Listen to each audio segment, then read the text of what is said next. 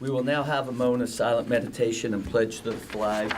And I also appreciate if you remember the 4 children who were lost in that fire.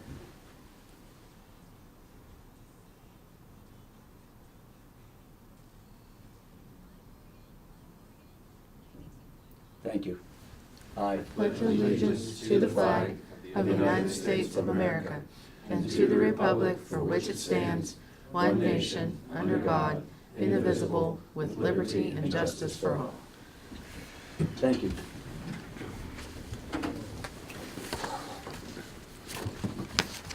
Now I call the meeting to order of January 16th, 2019, and all 3 county commissioners are here. So I will turn it over to the county administrator for consents and approval. Morning. Good morning. We have 14 exonerations for $3,453.14. Minutes for January, just a sec. January 2nd, Friday, January 4th, and January 9th, 2019. We have vouchers for general county fund, $249,891.69. Coal severance, $9,634.25. 911, $587.87. Chestnut Ridge Park, $938.18. Mason-Dixon Park, $694.80. Transportation levy, $43,303.26. Fire levy, $65,553.24. Recreation levy, $60,920.97. Assessor's valuation, $1,307.61. Morgantown Industrial TIF, $17,886.26. Purchasing card vouchers, General County Fund, $30,807.68.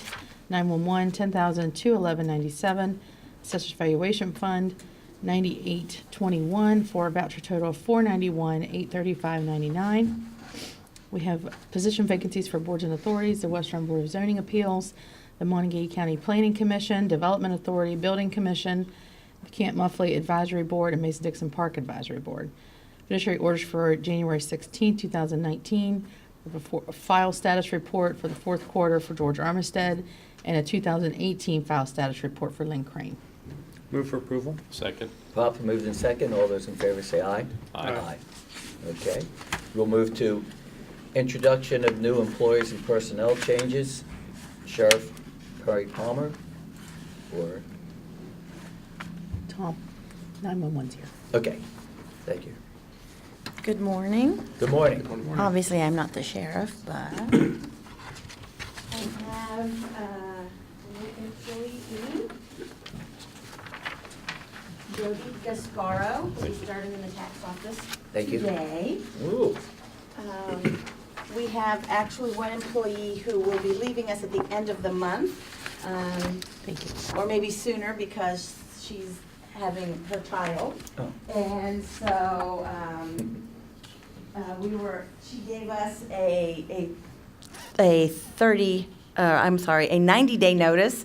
So when we processed interviews and for our last position that was opening, we were able to go ahead and hire 2 out of that pool since we had 2 great candidates. So Great. I'm grateful to Julie, who is leaving, and gave us enough opportunity to be able to hire someone so that she can help train Jody before she leaves. So her starting date would be today. It is an at-will employee, a probationary period of 90 days with full benefits, a monthly salary $2,375.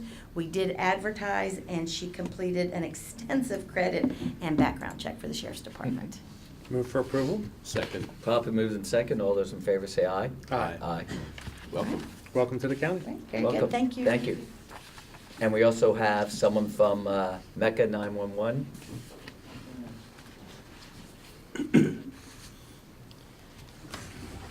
How you doing today? Pretty good, how are you? Good.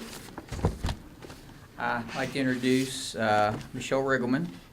She is a new telecommunicator we hired for a vacancy that we had at Mecca 911. She comes from Grant County 911, so she already has most of the training, so we feel she's going to be a good asset great. for us. Her start date is today. Probation will be 1 year, and she'll start her training tomorrow. Move for approval. Second. Properly moved in second. All those in favor say aye. Aye. Aye. Thank you. Welcome, Michelle. Welcome to the Welcome. county. Thank you. Do we have any other? Oh, good. I thought so when you're, Sorry, I was a little late getting on, trying to get on oh, the that's agenda. quite all right. Hey, you're here. So I'm here this morning to ask permission to hire Miss Sylvia Fox. Ms. Fox will be working as a personal property deputy in our personal property department. Her start date would be today. She's replacing Miss Angie Rogg, who Oh, left okay. us a couple months ago That's what I wanted to know. as well. Mm. She would have a 90-day introductory period, eligible for benefits as well. Move for approval? Second. Papa moved in second. All those in favor say aye. Aye. Aye. Thank you. Thank you. Welcome. Welcome. Welcome. Okay, seeing no more. We have comments from the public. Is there anyone here from the public who would like to speak?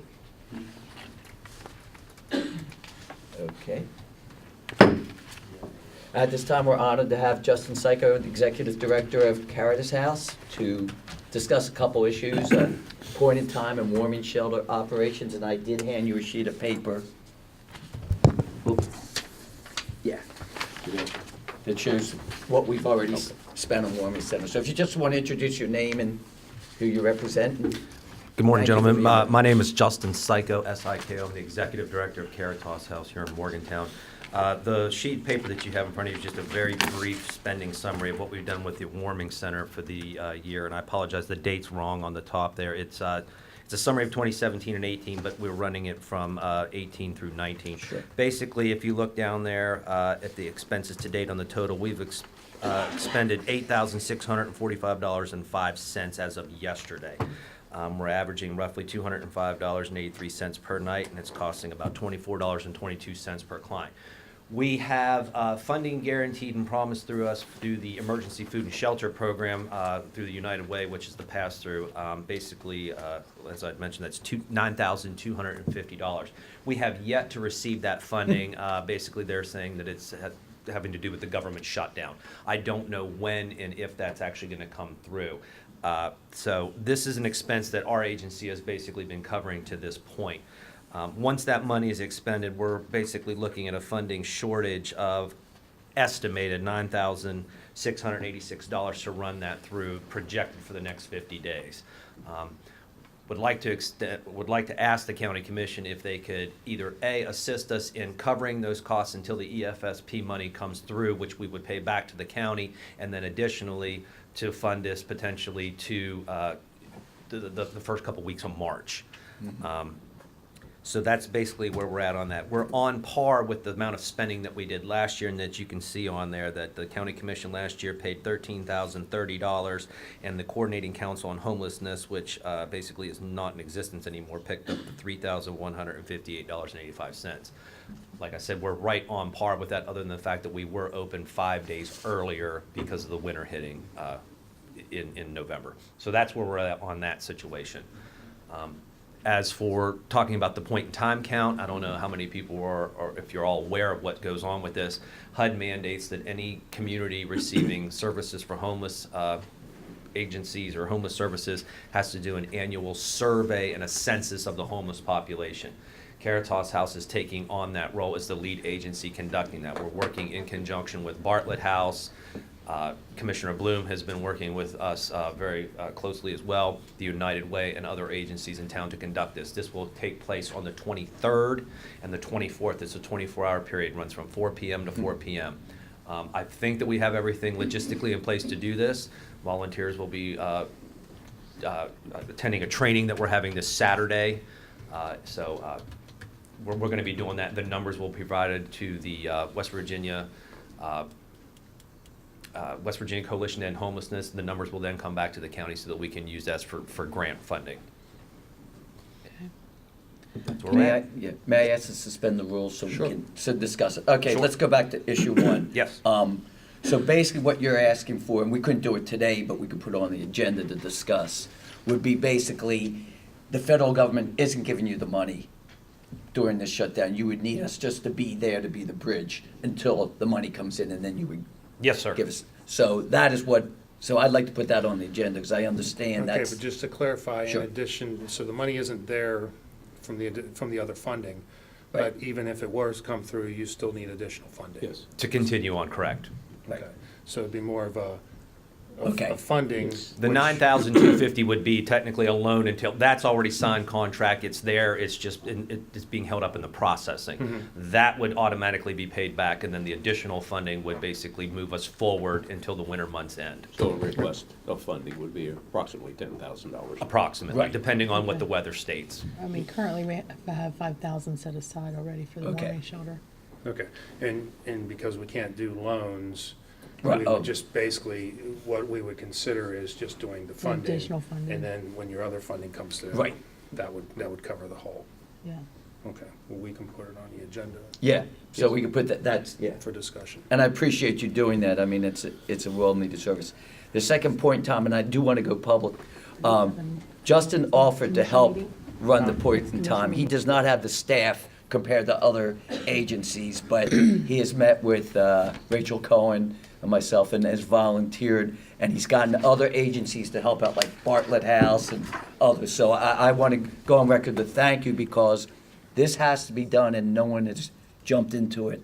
And we have to have this done. Or what do? They compare us to some town in Basically, Virginia. they go Yeah. on a census Right. typical, population, and they basically, they're just pulling in the data out and putting in a generic number.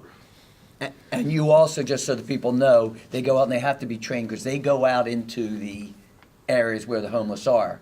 And there's certain things you have to say and do and so on. So again, we really appreciate that. And I was drawn in because I really felt that the commission wants to make sure we have a correct count this year. I think there were some questions last year. So this way we have the actual number. And then there's also the funding resources because of that. And what's the date for the point and count? It's January 23rd and 24th. It starts at 4 PM on the 23rd and runs continuously for 24 hours. Okay, and I guess what's that look like? I mean, your people go Yeah, out Mike and will they're explain. walking. Basically, there's a couple aspects to it. One, we want to attract people to come in off the street, so that's why we're working at the Bartlett House location right here downtown. We offer some incentives to come in, hot meal, cold weather clothing, socks, basic amenities, and then we actually physically have people going out into the community, downtown areas around town, to actually communicate with and encounter people and do a basic survey for them to see where they're at, what their actual situations and things that they might need, and we're basically doing a census count of them. Okay, and how many volunteers do you utilize? I would like to have, we run it on shifts, if I can get 20 people per day, so basically run from 4 to like 11 o'clock. If I've got 20 people for that day, kind of shut down for the evening, then start early in the morning. So another 20 people from, say, 8 a.m. to 4 p.m. So if I can get 40 solid volunteers, I think we can cover this area. And is there any rain dates or anything like that? I mean, if you get, So you're not allowed. Nope. That's the that could be problem. pretty miserable. Yeah. Well, I certainly appreciate everything you're doing and everybody that volunteers for this worthwhile Thank you. task that needs to be done. So we're always making guesstimates in regards to what the real number of and the people that are in need. So this is very important. I appreciate The it. idea is to get the snapshot, to just trying to get an idea. By no means are we going to encounter every single person, obviously, Yeah. but we're That's trying to the get question I those. had. I mean, how do you cast the net, so to speak? You're going to hit basically I hate to say it, the stereotypical version of what people consider homeless people, sleeping out on the benches or on the sidewalk. So you get that. Of course, we have the emergency shelter that we're operating with this, and then you have Bartlett House, so they'll be counting those people. Once you try to get to the rural parts of the community, That's the it problem. becomes much more challenging because they're not congregating Yes. in those areas. So we do the best that we can. So Commissioner Bloom has reached out to like the local law enforcement in the county so that we can actually try to get an idea where we might come encounter these people. So we will I'm contacting the Westover Police, Morgantown Police, and also we are working out in Mason-Dixon and trying to talk to the two pantries out there to see if they know of some people, so we could go out there when they're open on Pantry Day to possibly get some numbers, because we know they're out there, but it's more difficult to For get census, those. yes. Yeah, but we are trying, and I do appreciate it. Thank you. Thank you very much. Thank you. Colleen Kuhn for grants. Good morning. Good morning. Good morning. Okay, so I have the community development block grants for MASAP in the amount of $1,547.21. I have the Governor's Highway Safety Program, this is impaired driving, $2,810.73. Governor's Highway Safety Program, Safe Communities, $526.31. I have Governor's Highway Safety Distracted Driving in the amount of $131.60.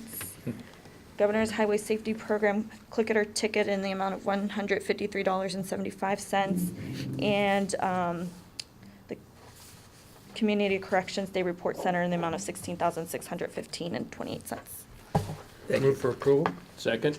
Properly moved in second. All those in favor say aye. Aye. Okay, we'll sign them. Correspondence, letter of resignation from Pete Zapatica. I know he is moving from the Mason-Dixon Historical Part Advisory Board. That's pretty much it. Okay, he is moving, he is moving. Okay, any other correspondence? No, but I do have one other thing. Sure. When I was reading off the minutes that you all approved, I missed the Board of Assessment Appeals for Okay. January 2nd. So you would need a separate motion for that. Okay, so first of all, on the resignation letter, do we need to approve? Accept it. Just approve to accept it. Okay, so we Okay. move to accept the resignation? Sure. Okay, but we need a motion for the board, The Board of Assessment Appeals minutes But for we need to January accept- oh, do 2nd. we have to Resignation. actually have accept the resignation? Yeah. Okay. Move to accept. Second. Proper moves in second, all in favor, accept the resignation, say aye. Aye. And Yeah. Pete was a wonderful resource for the Mason-Dixon Historical Yes. Park. It's just that, I don't know if his wife was retiring, but they moved to Florida. So it wasn't his choice initially, but I hope that he'll still kind of be involved for like the annual anniversary and stuff. Right. Because he was a wonderful resource. Okay, and could we have a motion to, Approve the minutes for the Board of Assessment Appeals for January January 2nd. yes. Move to approve. Second. Proper moved in second, all those in favor say aye. Aye. Aye. Thank you very much. Unfinished business. None. Okay, moving to new business. Consideration of requisition number 25 for the University Town Center Economic Opportunity Development District subaccount. Okay, the amount is $412,190.15. That is for the month of December of 2018. That will be transferred to the trustee for payment on the bonds. Move for approval? Second. Proper moved in second, all those in favor say aye. Aye. To consider appointments to the Mason-Dixon Historical Park Advisory Board. We have an application from Caden Statler, who lives at Mason-Dixon on Mason-Dixon Highway. Great. Volunteers at the park often. And also Robin Ammons, who lives in Warner, West Virginia. She would like to serve on the board as well. Are there two openings? Yes, Yeah. there's two, Okay. and actually, we'll still have one Oh, okay. one position open. Do I have a motion to accept both? Move to approve? Second. Proper moves and second to approve both. All those in favor say aye. Aye. Aye. Any other new business? Yes. There is requisition number 6 for the Series 2016A bonds project fund for the reimbursement of costs of the project to be financed from proceeds of the County Commission's Series 2016A property tax bonds issued for Development District Number 4, University Town Center. This is in correlation with what you approved last week for the tranche release, the final tranche release for the 2016 property tax bonds that you did last week. This is the first requisition from that pot of money. And the total amount is $1,445,374.71. $110,000 will be paid to Kanawha Stone, and then the remaining $1,334,568.24 will also be paid to Kanawha Stone and Anderson Excavating. Move for approval? Second. Proper moved in second. All those in favor say aye. Aye. Aye. And you said you have a new business? item? No. You- Oh. I thought when you were Oh, okay. saying within 9 minutes. Okay, is that it? Yes. Okay. Reports from any elected officials? Okay, seeing none, we're moving to the end. Reports from County Commissioner Sean. As everybody knows by now that we've been doing a lot of work in the past week on the public District 4 Road Caucus Public Forum, and that occurred yesterday. I want to thank Tom for spearheading the District 4 Road Caucus and all the commissioners, all my fellow commissioners and all my fellow commissioners across the counties in the district for their support in that endeavor. Last week, Wednesday and Thursday, we had public meetings for the MMPO regarding the Morgantown Industrial Park access. And the discussion regarding that was whether to move that project to a Tier 1 project so that it can attract more funding sources. I want to be perfectly clear, it's not my intent to have that project on Tier 1 so that it can take money from other projects. It's our intent to give it the notoriety by being a Tier 1 project so that we can attract economic development dollars to fund that access eventually. That would be the best of both worlds, but that's always a long haul. I did mention that to the new Commerce Secretary, Secretary Gaunch, when we were down in Charleston this weekend. I mentioned that the developers were going to be having a meeting with Bray Carey at the end of this month, and I asked Secretary Gaunch if he would participate in that. So that he can get a feeling for that particular project. So we had the public meetings for that last week, and we'll have our policy board meeting this Thursday. Last Thursday, I had the industrial or Mon County Development Authority meeting. On Friday, I had a full slate of meetings. I met with Mark Music in the morning. I met with representatives from the North Central West Virginia Regional Airport. They sent a number of people from their board, and we met, the red team, the Runway Extension Development Committee team, went down just to talk about ways that we can work together.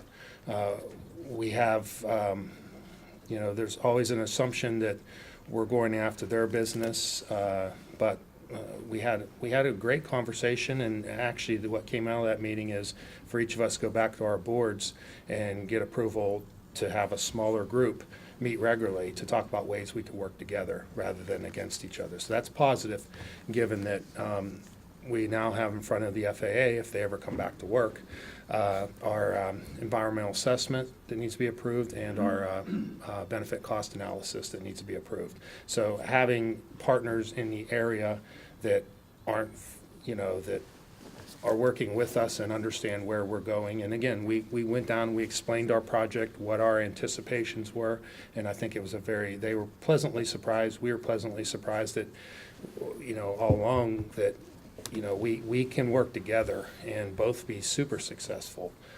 Sometimes because I know our federal officials think that they don't want to wade into the waters of funding one airport or the other because they don't want to fight, so they'll fund Charleston.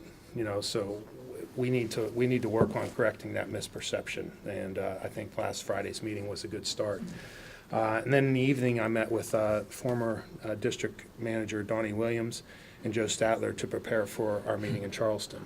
So Sunday started our conference, and again, I think it was a very good conference. Got to have a lot of discussions about what's going on in Charleston this particular session. Probably the thing most worrisome to county commissions, to the counties in the state, is the talk about the inventory tax. There was a lot of talk about it last year, and then the teacher strike kind of sucked all the oxygen out of Charleston.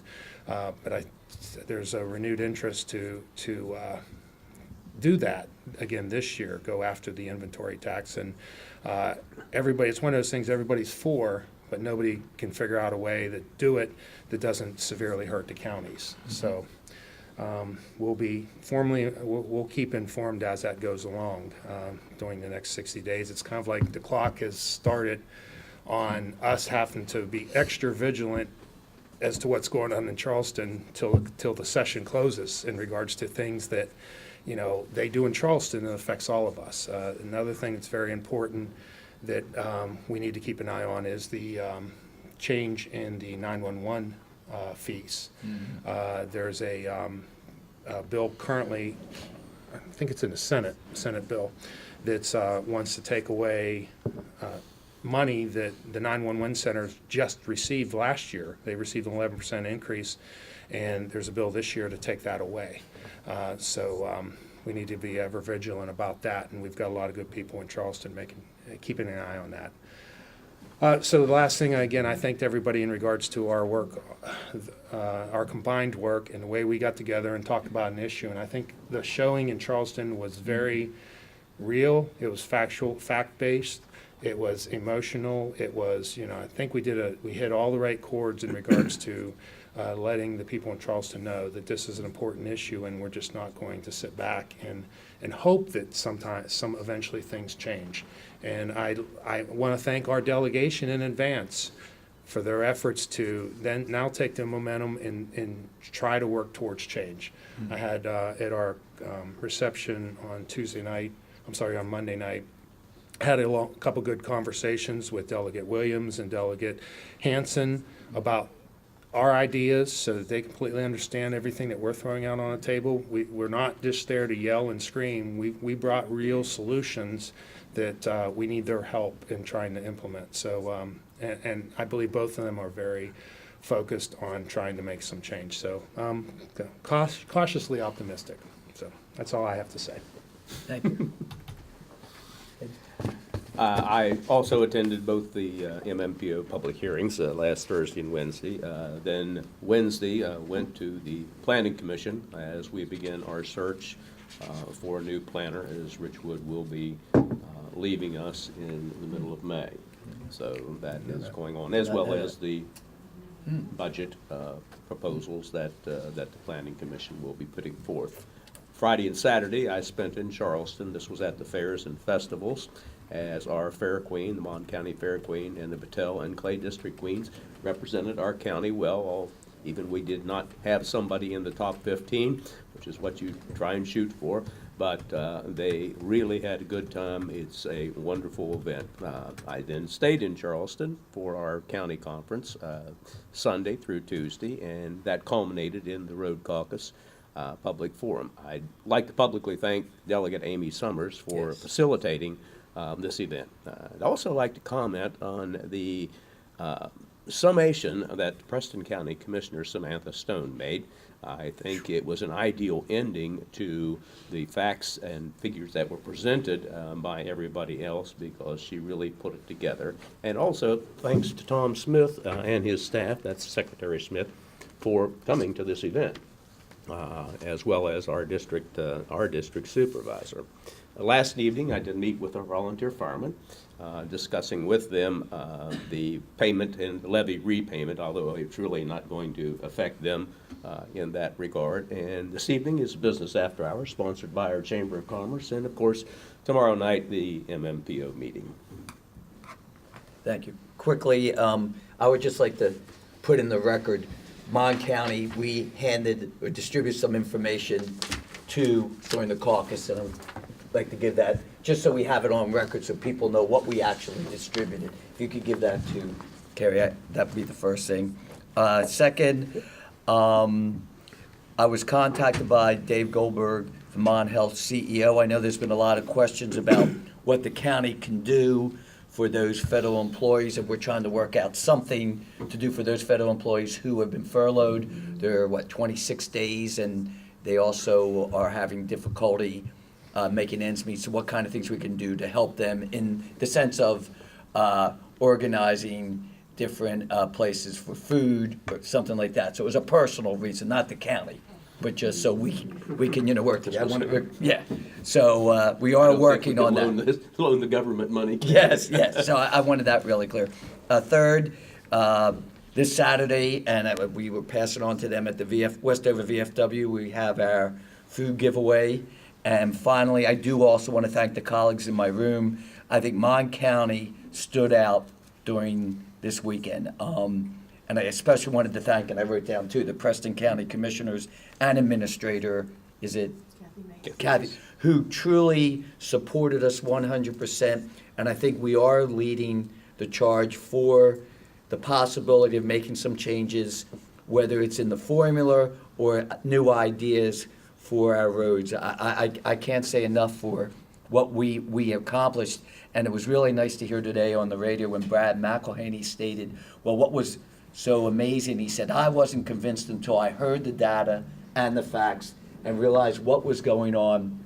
We proved the point, and it was clear that we had made an impression on Tom Smith, and something has to be done. So I think that was our goal or purpose. We've now passed it on to the legislators and our senators and members. And also, what has also come out is Evan Hansen and John Williams have started an actual legislative North Central Roads caucus to work together for a road. So it is slowly moving, and hopefully we'll see the benefits. And that is it. Move to adjourn. Second. Properly moved and second, we be gone.